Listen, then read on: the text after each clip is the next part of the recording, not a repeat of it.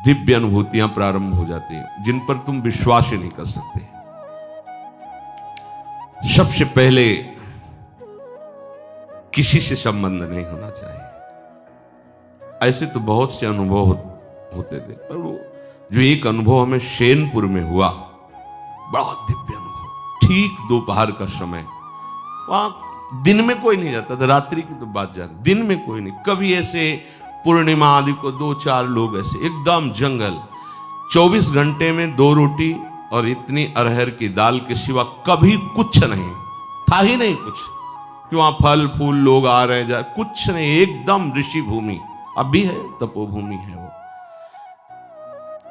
बस वो 2 बजे दिन में वो, तो दोपहर में ऐसे कोई नींद का तो शायद सवाल ही नहीं कि नींद में थे, ऐसे नहीं। एक ऐसे बारंडा टाइप पुराना था, बहुत सी लता, गंगा जी ऐसे सामने लेटे हुए थे, मंत्राकार वृत्ति।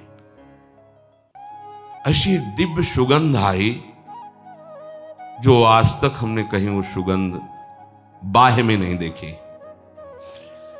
ऐसा लगा कहां से, मतलब सौरभ का जैसे कोई प्रवाह आ रहा हो, और जैसे जैसे सुगंध वो घ्राणेंद्रिय से अंदर आ जाती है, जैसे नशा चढ़ रहा हो।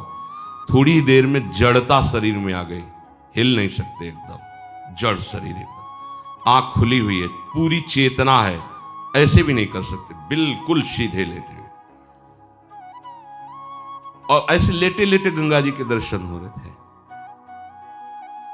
एकदम आधा शरीर ऊपर कैसे, जैसे किसी ने उठा के बैठा, और देखा गंगा की धारा से एक श्वेत वस्त्रधारी, दिन है, खुली आंख है, कोई स्वप्न नहीं, कोई तंद्रा नहीं, श्वेत वस्त्र धारण के, श्वेत जटाएं ऐसी, और वो ऐसे चले आ रहे हैं।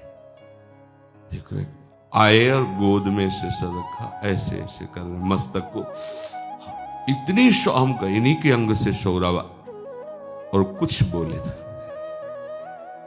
वो जीवन का पहला दिव्य प्रगट में ऐसे, तो स्वप्न में ऐसे, प्रगट में ऐसे ऐसे कुछ कहा, कुछ बोले, इसके बाद सीधे ऐसे, और गंगा ऐसा पार कि वो बताया नहीं जा सकता। जब आप उस सीमा को पार कर जाएंगे जहां कहीं किसी से अपनापन नहीं, शरीर से भी नहीं, वहां सैकड़ों बिच्छी ऐसे घूमती थी जैसे काले चींटे घूमते ना, भूरे काले चींटे, ऐसे बिच्छियां घूमती थी, बिच्छखा पर सांप, कई तरह, जंगल पुराना, गंगा जी का एकदम किनारा ना, कभी भी कुछ भी हो सकता है वहां। और 2 ही लोग, इधर हम लेटे थे, एक पंजीरी बाबा थे, वो दूर एक उनकी कुटिया थी, उसमें वो लेटे रहते, वृद्ध थे वो, पर बड़े तपस्वी थे, वहां कोई और टिक नहीं सकता था। अनुभव, अपनापन जब तक शरीर से, तब तक दिव्यता का अनुभव नहीं। हम बहुत अंदर लालायित रहे कि इनसे पूछे आपको का परिचय पे, हिम्मत, मतलब वो एकदम ऐसी जड़ता भाव थी कि हिम्मत ही नहीं पड़ रही थी पूछे। बाद में पता चला, वर्षों बाद में पता चला कि अमुक अमुक महापुरुष प्रकट होकर के बताए।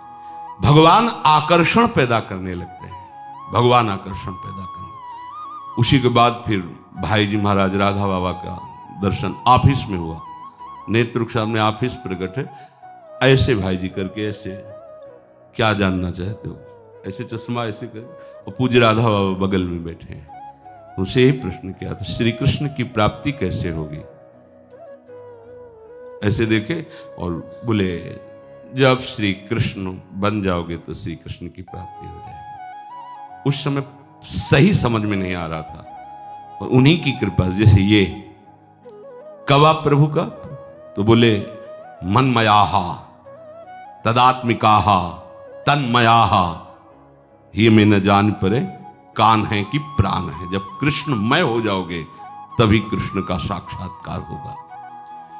फिर तो झड़ी लग जाती है अनुभवों की। वृंदावन तो चमत्कार का समुद्र है, फिर किसी को समझाने की जरूरत नहीं थी कि भजन करो, भजन आनंद प्रदान, ये सब बहुत, फिर वो तो नशेबाज हो जाता है। प्रभु के नाम का नशा, प्रभु की लीला का नशा। देखो, नशा कहने में लगेगा कि कैसी बात, आशा बसन व्यसन, व्यसन में नशा, व्यसन या तिन्हीं रघुपति चरित होए ता सुनहि। यही आशा है, यही उनका जीवन है और यही उनका नशा है। क्या जहां भगवत चरित्र हो रहे वहां जाकर उनको सुनना या भगवत चरित्र गायन करना।